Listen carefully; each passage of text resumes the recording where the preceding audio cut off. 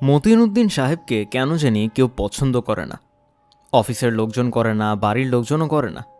এর কী কারণ মতিন সাহেব জানেন না। প্রায়ই তার ইচ্ছা করে পরিচিত কাউকে জিজ্ঞাসা করেন, আচ্ছা আপনি আমাকে পছন্দ করেন না কেন? জিজ্ঞাসা করা হয় না, তার লজ্জা লাগে।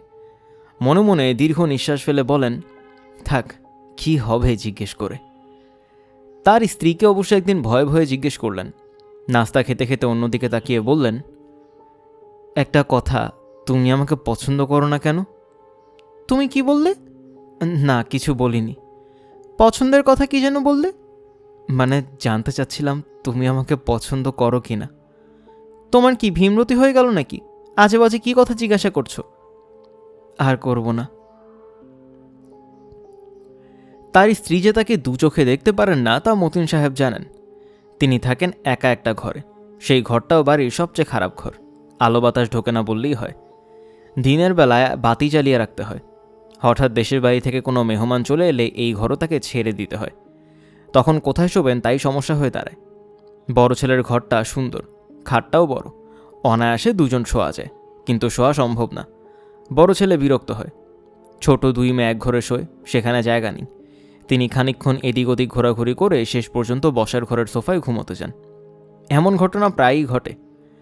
গত পূজার ছুটিতে বাসার সবাই ঠিক করলো দল বেঁধে কক্সবাজার যাবে। তাকে অবশ্য কেউ বলল না। তিনি খাবার টেবিলে আলোচনা শুনলেন। সব খরচ দিচ্ছে তার বড় ছেলে।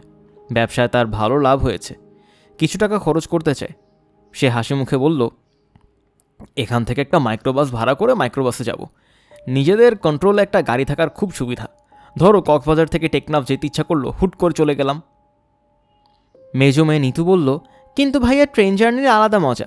একটা পুরো কামরা রিজার্ভ করে যদি যাই, গাড়ি তুমি কক্সবাজারে ভাড়া করো, ওখানে ভাড়া পাওয়া যায় না। ছোট মেয়ে বলল, আমার প্লেনে যেতে ইচ্ছা করছে ভাইয়া। ঢাকা থেকে চিটাগং পর্যন্ত ট্রেনে, সেখান থেকে প্লেনে কক্সবাজার। এইসব আলোচনা শুনতে তার খুব আনন্দ হচ্ছিল। অবশ্য তিনি আলোচনায় অংশগ্রহণ করলেন না, কারণ তিনি জানেন কিছু বলতে গেলেই রাহেলা বলবেন, চুপ করো তো, তুমি জানো কি। মতিন সাহেব কিছু বললেন না ঠিকই, কিন্তু জোগাড়যন্ত্র করে রাখলেন। কাপড় চোপড় ধুয়ে ইস্ত্রি করে রাখলেন। অফিসে বড় সাহেবকে বললেন, আমার কয়েকদিন ছুটি লাগবে স্যার, পরিবারের সবাই কক্সবাজার যাচ্ছি। বড় সাহেব বললেন, হঠাৎ কক্সবাজার, ব্যাপার কি? বাচ্চারা ধরলো বেড়াতে যাবে। আমি বললাম ঠিক আছে চলো, ওদের আনন্দের জন্য যাওয়া। আমি অবশ্য নিজেও কোনোদিন সমুদ্র দেখিনি, ভাবলাম দেখেই আসি। বলতে বলতে আনন্দে তার চোখে পানি এসে গেল। বড় সাহেব 7 দিনের ছুটি মঞ্জুর করলেন। কক্সবাজার রওনা হবার আগের দিন রাহেলা এসে বললেন, আমরা সবাই কক্সবাজার যাচ্ছি জানো তো। তোমার তো আবার কোনো হুঁশ থাকে না, ঘরে কি আলোচনা হয় তাও জানো না। কাল রওনা হচ্ছি, মাইক্রোবাসে যাচ্ছি। বাস চলে আসবে ভোর 6টায়। জানি, আমি ব্যাগ গুছিয়ে রেখেছি। অফিস থেকে 7 দিনের ছুটি নিয়েছি, আর্নড লিভ। তোমাকে ছুটি নিতে কে বললো? আগ বাড়িয়েছি, এক একটা কাজ করো, রাগে গা জ্বলে যায়। আমি কি বাসা খালি রেখে যাব নাকি? রোজ চুরি হচ্ছে, তুমি থাকবে এখানে। আচ্ছা, ফ্রিজে 1 সপ্তাহের মতো গোস্ত রান্না করে রাখা হয়েছে, 4টা চাল ফুটিয়ে খেয়ে নেবে, পারবে না? পারবো। শোবার আগে সব ঘর বন্ধ হয়েছে কিনা ভালো করে দেখবে। তোমার উপর কোনো দায়িত্ব দিতেও তো নিশ্চিন্ত হতে পারি না। এই জাতীয় ব্যাপার যে শুধু বাড়িতেই ঘটে তা না, অফিসেও নিয়মিত ঘটে। তাদের অফিসের এক সহকর্মী কোনো এক সিনেমায় ডাক্তারের ভূমিকায় অভিনয় করেছে। নায়িকার খুব জ্বর। ডাক্তার জ্বর দেখে বললেন, জ্বর 103, পেশেন্টকে এক্ষুনি হাসপাতালে নিতে হবে। নায়িকা তখন কাতর গলায় বলল, আমি বাঁচতে চাই না ডাক্তার, মৃত্যুই আমার জন্য ভালো। পৃথিবীর এই আলো হাওয়া, এই আনন্দ আমি সহ্য করতে পারছি না। ডাক্তার তখন বললেন, ছি, এমন কথা বলবেন না, এইটুকুই পার্ট, তবু তো সিনেমার পার্ট। পরিচিত একজন সিনেমায় পার্ট করেছে, এটা দেখাও আনন্দ। যে পার্ট করছে সে বলল, বৃহস্পতিবার সে সবার জন্য পাস নিয়ে আসবে। অফিসের শেষে সবাই তার বাসায় 4টা খেয়ে সন্ধ্যাবেলা একসঙ্গে ছবি দেখতে যাবে। মতিন সাহেব খুব আগ্রহ নিয়ে বৃহস্পতিবারের জন্য অপেক্ষা করতে লাগলেন। ছবি ঘরে অনেক দিন ছবি দেখা হয় না, ছবি দেখা হবে। তাছাড়া দলবল নিয়ে ছবি দেখার আনন্দও আছে। উত্তেজনায় বৃহস্পতিবারে তিনি অফিসের কাজও ঠিকমতো করতে পারলেন না। ছুটির পর সবাই একসঙ্গে বেরুচ্ছেন। সিনেমার ডাক্তার অভিনেতা মতিন সাহেবকে আড়ালে ডেকে নিয়ে বললেন, একটা ভুল হয়ে গেছে, 13টা পাস এনেছি, এখন দেখি মানুষ 14 জন, কি করা যায় বলুন তো। মতিন সাহেব কিছু বললেন না। তার খুব যেতে ইচ্ছা করছে, নিজে থেকে বলতে ইচ্ছা করছে না। আপনারা যান, আমি থাকি। আর শুনুন মতিন সাহেব, আপনি বরং থাকুন, আপনাকে পরে পাস এনে দেবো। আরও ছবি খুব বাজে, আজে বাজে।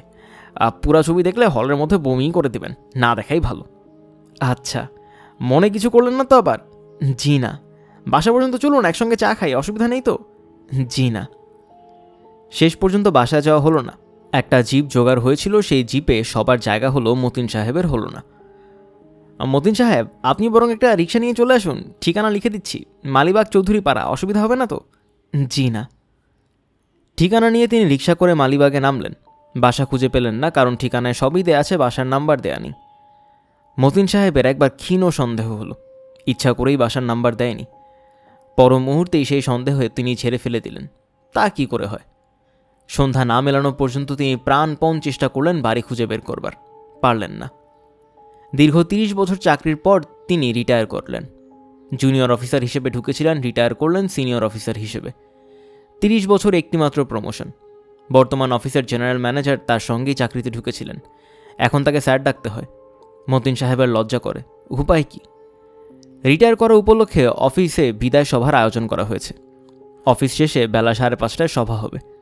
মতিন সাহেব কি বলবেন সব ভেবে রেখেছেন। ভেবে রাখা কথা সব বলতে পারবেন কিনা তা জানেন না। হয়তো চোখে পানি এসে যাবে, গলা ধরে যাবে। বিকাল 5টা বাজতেই তিনি হল ঘরে বসে রইলেন। আশ্চর্য, একা একটি লোকও নেই। 6টা পর্যন্ত তিনি একা একাই বসে রইলেন। লক্ষ্য করলেন অফিসের লোকজন একে একে চলে যাচ্ছে, এদিকে কেউ উকিও দিচ্ছে না। সন্ধ্যা 6:30টায় জিএম অফিস থেকে বেরোবার সময় বিস্মিত হয়ে বললেন, আরে মতিন সাহেব, আপনি বসে আছেন কেন? বিদায় সভা হবে, এই জন্যে। আসতে হবে না, আজ আমি ব্যস্ত, এই জন্যে ক্যান্সেল করে দিয়েছি। আপনি নোটিশ পাননি? জি না। আরে বলেন কি? আচ্ছা বাড়ি চলে যান, পরে এক সময় ফেয়ারওয়েল হবে, আপনাকে খবর দেওয়া হবে। জি আচ্ছা স্যার। চাকরি জীবন শেষ হয়ে অবসর জীবন শুরু, এই ভেবে মতিন সাহেব 1 কেজি সন্দেশ কিনে ফেললেন। হেঁটে বাড়ি ফিরলেন। সন্ধ্যার দিকে হাঁটতে তার ভালো লাগে। বাড়ি ফিরে তার বিস্ময়ের সীমা রইল না। বাড়ি খালি, জনপ্রাণ নেই, আসবাবপত্র নেই, সব ধু ধু করছে। রোগা একটা ছেলে বালতি ভর্তি পানি দিয়ে মেঝে ধুচ্ছে। মতিন সাহেব বললেন, ওরা কোথায়?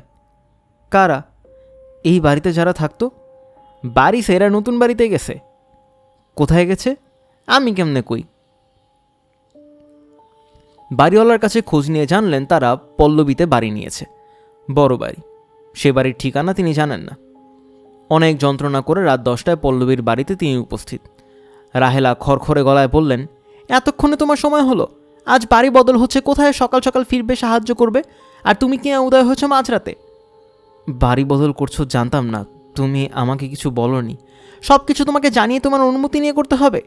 না তা না, মানে আমি জানতাম না যে বাড়ি বদল করছো। রোজ এই নিয়ে কথা হচ্ছে, জিনিসপত্র বাধা ছাতা হচ্ছে, আর তুমি বলছো তুমি জানতে না। কিছু তো বলনি। আর কিভাবে বলবো, মাইক ভাড়া করে বলতে হবে? নতুন বাড়ির ঠিকানাও জানতাম না, খুব যন্ত্রণা করে ঠিকানা বের করেছি। যন্ত্রণা করে ঠিকানা বের করতে হয়েছে? কি এমন যন্ত্রণা করেছো শুনি? হাতে ওটা কি? সন্দেশ। সন্দেশ কিনলে কেন? এমনি কিনলাম। জানো এই বাড়িতে মিষ্টি কেউ খায় না, তারপরে সন্দেশ কিনে আনলে কি মনে করে? ভুল হয়ে গেছে। নতুন বাসায় মতিন সাহেবের ঘর হলো ছাদের চিলেকোঠায়। এই ঘরটা আগের চেয়েও ছোট, তবে প্রচুর আলো বাতাস। সবচেয়ে বড় সুবিধা হচ্ছে যে কোনো সময় ছাদে আসা যায়। রাতে কোনো কারণে তার ঘুম ভাঙলেই তিনি ছাদে এসে বসে থাকেন। তারা ভরা আকাশের দিকে তাকিয়ে ভাবেন, কেন সবাই তাকে এত অপছন্দ করে? তিনি কি মানুষটা খারাপ? তা তো না। কখনো কোনো অন্যায় করেছেন বলে তো মনে পড়ে না। সৎভাবে থেকেছেন, সৎ জীবনযাপন করেছেন। তাহলে কি তার চেহারা খারাপ? কিংবা চেহারাটা এমন যে দেখলেই সবার রাগ লাগে? তাও বোধ হয় না। আয়নায় তিনি দীর্ঘ সময় নিজেকে দেখেছেন। একবার না অনেকবার দেখেছেন। খারাপ বলে তো মনে হয় না। তাছাড়া চেহারা কি খুব বড় ব্যাপার? কত কুৎসিত দর্শন মানুষ পৃথিবীতে আছে, তাদের প্রতি কত ভালোবাসা সবাই দেখায়। তাদের অফিসেই তো একজন আছেন, পরিমলবাবু। আগুনে পুড়ে মুখের একটা দিক ঝলসে গেছে, বা চোখটা নষ্ট, তাকালে শিউরে উঠতে হয়। অথচ সবার মুখে পরিমলদা পরিমলদা। অফিসে পিকনিক হবে, ব্যবস্থা করবে পরিমলদা। নাটক দেখতে যাবে, ডাকো পরিমলদাকে। তাহলে ব্যাপারটা কি? তিনি খানিকটা বোকা বলি কি সবাই তাকে এড়িয়ে চলে? বোকাদের কেউ পছন্দ করে না, কিন্তু তিনি কি সত্যিই বোকা? কাউকে জিজ্ঞেস করতে ইচ্ছা করে। কাকে জিজ্ঞেস করবেন? জিজ্ঞেস করবার মতো কোনো বন্ধু তার নেই, কাজেই তিনি গভীর রাতে ছাদে বসে আকাশের তারা গোনেন। দিনের বেলাটা তার অবশ্য খুব ভালো কাটে। সকালে নাস্তা শেষ করেই বের হয়ে পড়েন। 11টা পর্যন্ত হাঁটাহাঁটি করেন। বাচ্চাদের স্কুলগুলির সামনে দাঁড়ান। এক একদিন এক এক স্কুল। ছোট ছোট বাচ্চারা হইচই করে স্কুলে ঢুকে তার দেখতে বড় ভালো লাগে। 11টার দিকে রোদ করা হয়ে গেলে ঘুরতে আর ভালো লাগে না। কোন একটা পার্কে চলে যান। দুপুরটা কাটে পার্কের বেঞ্চিতে শুয়ে শুয়ে। দুপুরের খাবার তিনি পার্কেই খান। 1 ছটাক বাদাম, 1 গ্লাস পানি আর 1 কাপ চা। কোনো কোনো দিন 2টা সিঙ্গারা, 1টা কলা, সবই পার্কে পাওয়া যায়। দুপুরে তিনি যে বাড়িতে খেতে যান না, এই নিয়ে কেউ তাকে কখনো কিছুই বলে না। রোদ একটু কমে গেলে বেলা 4টার দিকে তিনি আবার ঘুরতে বের হন। বাসায় ফিরে যান সন্ধ্যার দিকে। এই হচ্ছে মতিন সাহেবের রুটিন। বাসায় ফিরে জিজ্ঞেস করেন অফিস থেকে কোনো চিঠি এসেছে কিনা। বিদায় সবার খবরের জন্য তিনি এখনও মনে মনে অপেক্ষা করেন। এক রোববারের কথা, চৈত্র মাস, ঝাঝালো রোদ উঠেছে। মতিন সাহেব যথারীতি রমনা পার্কে উপস্থিত হয়েছেন। পছন্দসই একটা বেঞ্চ বের করে লম্বা হয়ে শুয়েছেন। আকাশ ঘন নীল। আকাশের দিকে তাকিয়ে আছেন। হঠাৎ কেমন যেন হলো। পায়ের নখ থেকে মাথার চুল পর্যন্ত মৃদু অথচ তীক্ষ্ণ ঝাঁকুনি অনুভব করলেন। পেটের নাড়িভুড়ি মনে হলো হঠাৎ একটা পাক দিয়েছে। মুখ ভর্তি হয়ে গেল লালায়। চোখের সামনে তীব্র নীল আলো ঝলসে উঠল। তিনি চোখ বন্ধ করে 3 বার বললেন, ইয়া মাবুদ, ইয়া মাবুদ। চোখ খুললেন প্রায় সঙ্গে সঙ্গেই। যা দেখলেন তার জন্য তার কোনো রকম মানসিক প্রস্তুতি ছিল না। তিনি দেখলেন তার চারপাশে 6-7টি শিশু, বয়স 7 থেকে 12-র মধ্যে। প্রতিটি শিশুর মুখ এত সুন্দর যে মনে হয় যেন তুলি দিয়ে আঁকা। গায়ের রং গোলাপি, পাতলা ঠোঁট, গা লাল রঙের, চোখের পল্লব দীর্ঘ, চোখগুলি বড় বড়, সেই চোখে মুগ্ধ বিস্ময়। মতিন সাহেব চোখ মেলতেই সবগুলি বাচ্চা একসঙ্গে কলকল করে উঠল। তারা কথা বলছে, অতি বিচিত্র কোনো ভাষায় কথা বলছে। সেই বিচিত্র ভাষার এক বর্ণও তিনি বুঝতে পারছেন না। তারা কথা বলছে অতি মিষ্টি সুরে, খানিকটা টেনে টেনে। এক একটা বাক্য বলার পর তারা বাঁ হাত চোখের সামনে নিয়ে এসে যাচ্ছে। এটাই বোধহয় এদের কথা বলার ভঙ্গি। এরা যে মানব শিশু এতে কোনো সন্দেহ নেই, কিন্তু কোথাকার মানব শিশু? এদের পোশাক অতি বিচিত্র। সবারই গলা থেকে পায়ের গোড়ালি পর্যন্ত লম্বা পোশাক, যার রং কোনো স্থায়ী রং না, ক্ষণে ক্ষণে তা বদলাচ্ছে। মতিন সাহেব চোখ বন্ধ করে ফেললেন। বাচ্চাদের কলকল শব্দ সঙ্গে সঙ্গে থেমে গেল। চারদিক পুরোপুরি নিঃশব্দ। এ ধরনের নীরবতা সহ্য করাও মুশকিল। মতিন সাহেব চোখ মেললেন। সঙ্গে সঙ্গে বাচ্চারা আবার কলকল শুরু করল। এরা সবাই উদ্বিগ্ন চোখে তাকিয়ে আছে। ব্যাপার কি ঘটছে কিছুই বোঝা যাচ্ছে না। মতিন সাহেব ঠান্ডা মাথায় পরিস্থিতি বোঝার চেষ্টা করছেন। যদিও এই অবস্থায় মাথা ঠান্ডা রাখা মুশকিল। তিনি শুয়েছিলেন সিমেন্টের বেঞ্চে।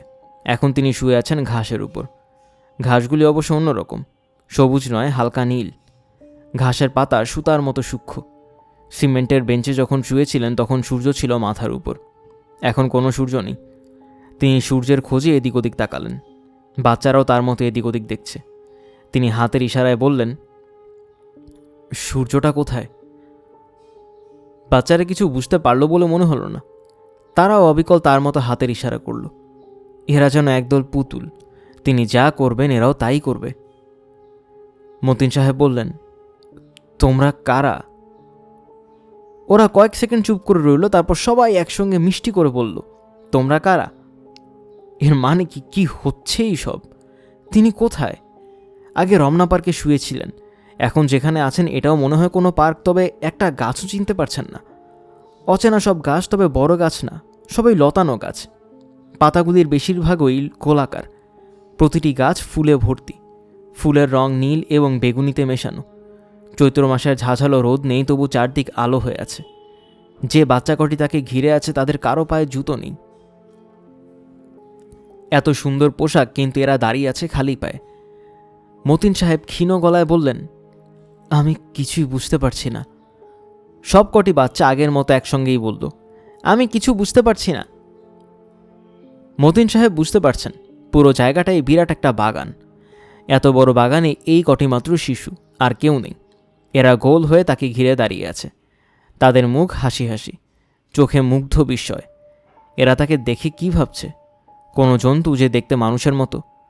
এরকম হলে ছুটে গিয়ে বড় কাউকে নিয়ে আসা উচিত। তা তারা করছে না। কিংবা কে জানে হয়তো করছে। তাদের ভেতর কেউ কেউ গেছে বড়দের খবর দিতে। এরা অপেক্ষা করছে। তবে এরা খুব যে ভয় পাচ্ছে তা না। ভয় পেলে এত কাছে দাঁড়িয়ে থাকতো না, দূর থেকে দেখত, চোখে চোখ পড়া মাত্র চোখ নামিয়ে নিত। মতিন সাহেব অপেক্ষা করতে লাগলেন, আসুক, বড় কেউ আসুক। তার খিদে পেয়ে গেল। আজ ভোরে তিনি নাস্তা না খেয়ে বের হয়েছেন, দুপুরেও কিছু খাননি। 2-6 বাদাম কিনেছিলেন, সেই বাদামের ঠোঙা হাতে আছে। তিনি অন্যমনস্ক ভঙ্গিতে একটা বাদাম ভেঙে মুখে দিলেন। সবাই কৌতূহলী চোখে তাকিয়ে দেখছে, পলকহীন চোখে তাকিয়ে আছে। মতিন উদ্দিন ঠোঙাটি ওদের দিকে এগিয়ে দিয়ে বললেন, খাও বাদাম, ঝালমরিচ দিয়ে খেতে খুব ভালো। এবার আর তারা কথা শুনে সবাই একসঙ্গে কথা বলে উঠল না, কেউ বাদামও নিল না। শুধু একজন একটু এগিয়ে এসে ঠোঙা থেকে বাদাম নিল। খোসা ছাড়িয়ে ভয়ে ভয়ে বাদাম মুখে দিল।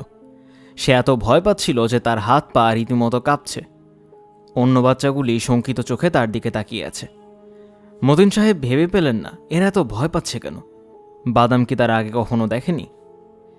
যে সাহস করে বাদাম খেয়েছে তার দিকে তাকিয়ে মতিন সাহেব বললেন, আমার নাম মতিন উদ্দিন। এই জায়গাটা কোথায় আমি কিছুই বুঝতে পারছি না। বাচ্চাগুলি এবারও ঠিক আগের মতো করল। তিনি যা বললেন তারাও তাই বলল। তবে এবার একটু ব্যতিক্রম হলো। কথা শেষ হওয়া মাত্র তারা সরে গেল, অনেকটা দূরে সরে গেল।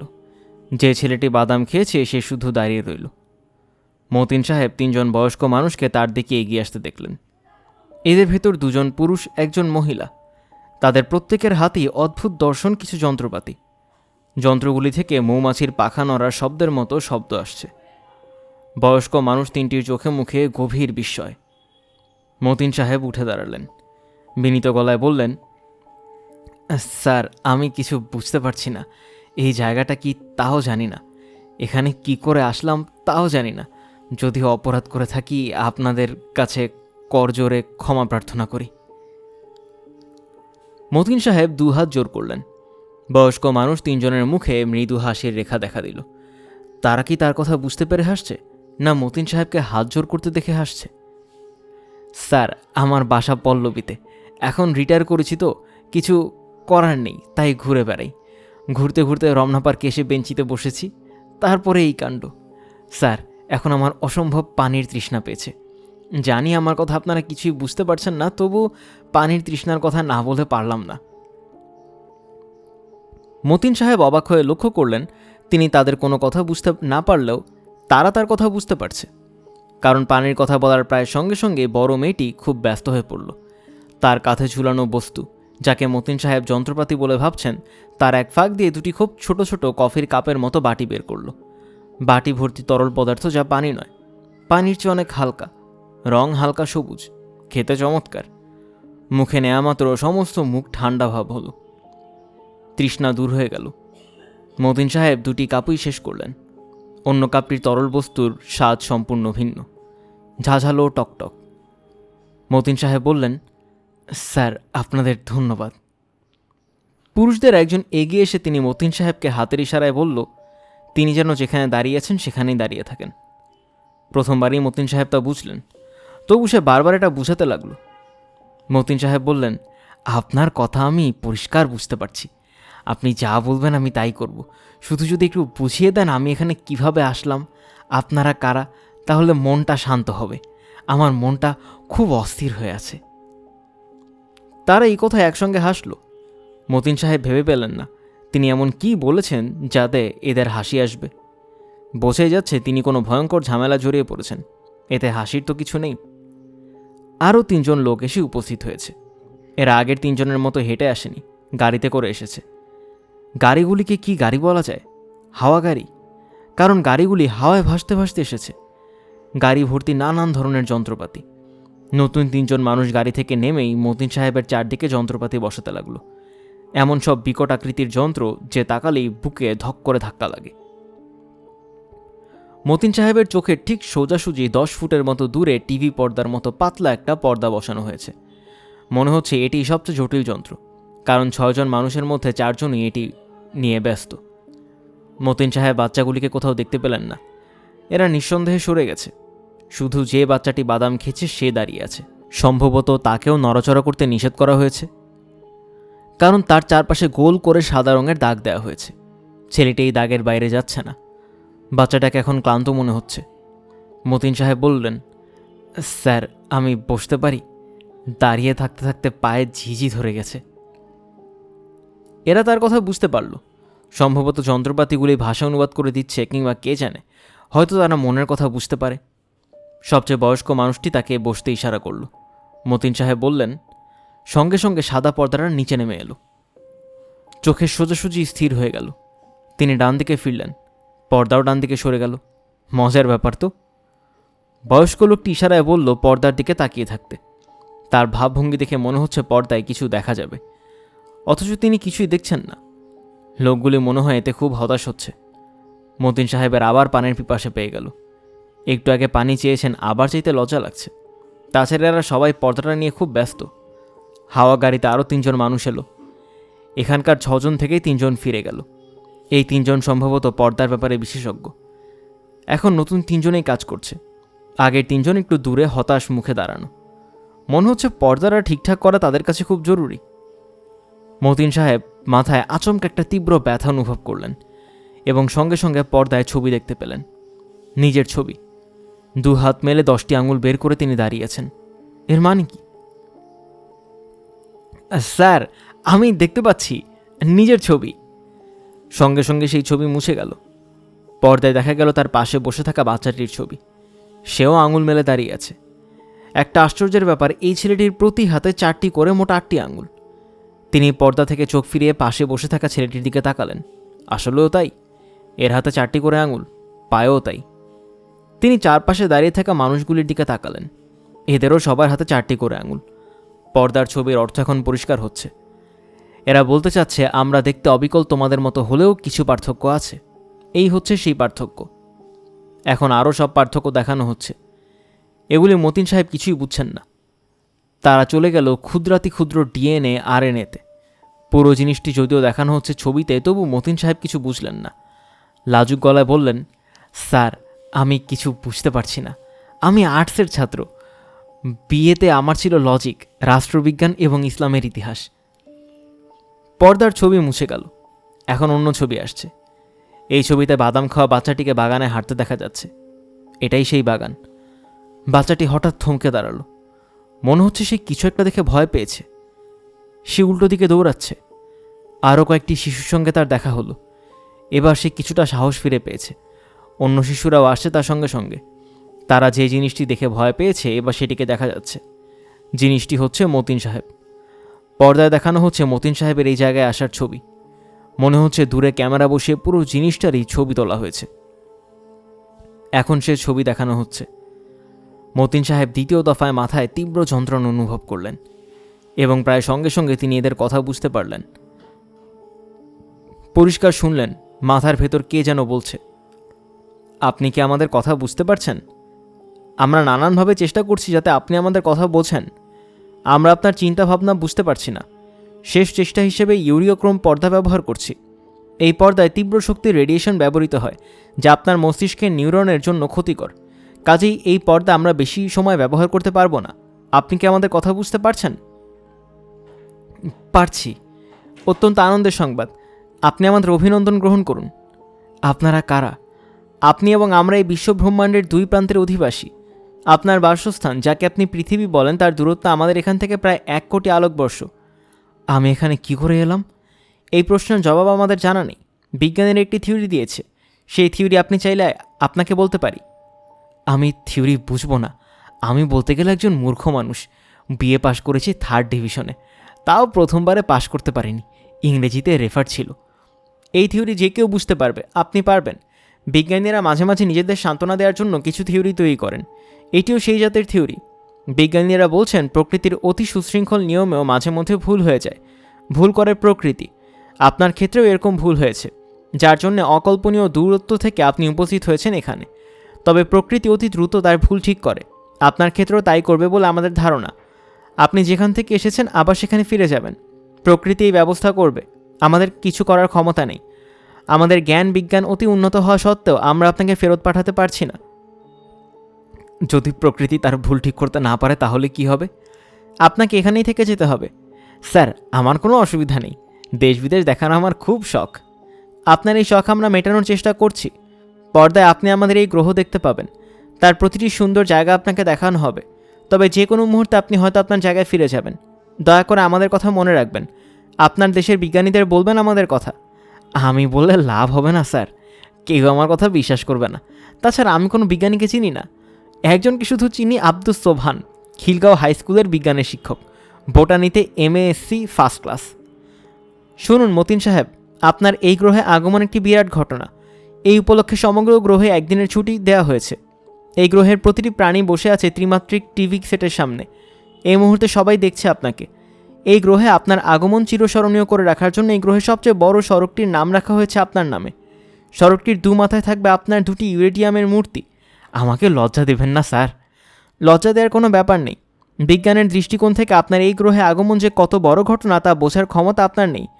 2টি সম্পূর্ণ ভিন্ন ছায়াপথের একই ধরনের 2টি প্রাণের উদ্ভব হয়েছে, এটা যে কত বড় ঘটনা আপনি তা অনুমানও করতে পারবেন না। একই ধরনের প্রাণী না স্যার, আঙুলে বেশ কম আছে। এই তফাৎ সামান্য, অতি সামান্য। একটা ছোট কথা জিজ্ঞেস করি স্যার? করুন। আপনি বলেছেন প্রকৃতি ভুল করে। প্রকৃতির কি ভুল করা উচিত? না, উচিত নয়। হয়তো প্রকৃতি কোনো ভুল করেনি, সে ইচ্ছা করে আপনাকে এখানে এনেছে। অন্য কোথাও আপনাকে নিতে পারতো, তা নেয়নি। এমন এক গ্রহে এনেছে যার তাপমাত্রা আপনার পৃথিবীর মতো, যার অক্সিজেনের পরিমাণও আপনার গ্রহের অক্সিজেনের কাছাকাছি। মতিন সাহেব পর্দা থেকে দৃষ্টি কিছুক্ষণের জন্য ফিরিয়ে নিলেন। তাকালেন চারদিকে। আশ্চর্য, কেউ নেই। শুধু বাদাম খাওয়া বাচ্চাটি বসে আছে। যে লোকগুলি যন্ত্র ঠিক করছিল তারাও নেই। চারদিকে শুনশান নীরবতা। মতিন সাহেব বিস্মিত হয়ে বললেন, স্যার, ওরা কোথায়? সবাইকে সরিয়ে নেওয়া হয়েছে। কেন? কারণ আমাদের বিজ্ঞানীদের ধারণা আপনাকে ফিরিয়ে নিয়ে যাওয়ার সময় হয়ে এসেছে। আপনার চারপাশের চৌম্বক ক্ষেত্রে পরিবর্তিত হচ্ছে, বায়ুতে আয়নের পরিমাণ বাড়ছে। ছোট বাচ্চাটিকে এখানে বসিয়ে রেখেছেন কেন? আপনাকে যখন এখানে পাঠানো হয় তখন ছোট বাচ্চাটি আপনার পাশে ছিল। অবিকল আগের অবস্থা বজায় রাখার জন্য বাচ্চাটিকে আপনার পাশে রাখা হয়েছে। এর কোনো ক্ষতি হবে না তো? সম্ভবত না। আপনাকে আমাদের উচ্চতর বিজ্ঞানের কথা কিছু শিখিয়ে দিতে পারলে ভালো হতো। আপনি আপনার পৃথিবীর বিজ্ঞানীদের তা শেখাতে পারতেন। ক্যান্সারের চিকিৎসা কি শিখিয়ে দেব? দরকার নেই স্যার, ওরা কেউ আমার কথা বিশ্বাস করবে না। তার চেয়েও বড় কথা, আপনি কিছু মনে রাখতে পারবেন না। সত্যি কথা বলেছেন, আমার স্মৃতিশক্তি দুর্বল। চৌম্বক ক্ষেত্রে বড় রকমের পরিবর্তন হয়েছে, আপনি সম্ভবত চলে যাচ্ছেন। পর্দার দিকে তাকিয়ে থাকুন, দেখুন আমাদের গ্রহ, দেখুন, শেষবারের মতো দেখুন। মতিন সাহেব পর্দার দিকে তাকিয়ে রইলেন। মুগ্ধ বিস্ময়ে এই বিচিত্র গ্রহ দেখলেন। দেখলেন তার ভূগর্ভস্থ বিশাল নগরী, দেখলেন তুষারে ঢাকা পর্বতমালা, দেখলেন বনভূমি, দেখলেন এই গ্রহের প্রাণদায়িনী সূর্য আর আলোকিঞ্চিত নীলাভ। তাকে শোনানো হলো তাদের শ্রেষ্ঠতম সঙ্গীত, দেখানো হলো মহান সব শিল্পকর্ম। কি অপূর্ব অভিজ্ঞতা! মতিন সাহেব ইউরেডিয়ামের তৈরি তার 2টি মূর্তিও দেখলেন। কি বিশাল মূর্তি! আগামী লক্ষ বছর এই মূর্তির কিছুই হবে না। এই গ্রহের অদ্ভুত সুন্দর মানুষগুলি তার মূর্তির দিকে মুগ্ধ বিস্ময়ে তাকাবে। হে ভিন গ্রহের মানুষ, আমাদের ধারণা আপনার বিদায়ের মুহূর্ত সমাগত। চৌম্বক ক্ষেত্র সম্পূর্ণ উল্টে গেছে। বিদায়! মতিন সাহেব হঠাৎ এক ধরনের শূন্যতা অনুভব করলেন। শরীরের প্রতিটি রক্তকণিকা একসঙ্গে কেঁপে উঠল। তারপর সব আগের মতো হয়ে গেল। তিনি দেখলেন রমনা পার্কের বেঞ্চিতে তিনি চুপচাপ বসে আছেন, হাতে বাদামের ঠোঙা। বাদামওয়ালা টাকা ভাঙতি নিয়ে এসেছে। তিনি বাদামওয়ালাকে 4টা টাকা দিলেন। তার রুটিনের ব্যতিক্রম হলো না। দুপুরে বেঞ্চিতে ঘুমালেন, বিকেলে খানিকক্ষণ হাঁটাহাঁটি করলেন, সন্ধ্যার ঠিক আগে আগে বাসায় ফিরলেন। নামাজের সময় হয়েছে, তিনি বারান্দায় বসে বদনার পানিতে উঁচু করছেন। তার স্ত্রী চিৎকার করে উঠলেন, ও কি, ও কি? কি হলো? তোমার হাতে 4টা আঙ্গুল কেন? মতিন সাহেব হাতের দিকে তাকালেন। আসলেই তাই, 2টি হাতেই 4টি করে আঙুল। শুধু হাতে নয়, পায়েও তাই। কি হয়েছে তোমার? এইসব কি? জানি না। কি বলছো তুমি? কি সর্বনাশের কথা! সর্বনাশের কি আছে, 4টা আঙুলে অসুবিধা তো হচ্ছে না। তিনি নির্বিকার ভঙ্গিতে অজু করে যাচ্ছেন। আঙুল 4টা হয়ে যাওয়ায় তার মধ্যে কোনো ভাবান্তর হচ্ছে না। তিনি জানেন প্রকৃতি ভুল করে না। ওই গ্রহ থেকে এখানে ফিরিয়ে আনার সময় প্রকৃতি সামান্য পরিবর্তন করেছে। নিশ্চয়ই তার প্রয়োজন ছিল। অন্তত তিনি নিজে তো বুঝতে পেরেছেন তার জীবনে যা ঘটেছে তা স্বপ্ন নয়, বাস্তবেই ঘটেছে। প্রকৃতি তার প্রমাণ রেখে গেল। তাছাড়া 4 আঙুলে হাতটাকে দেখাচ্ছেও সুন্দর।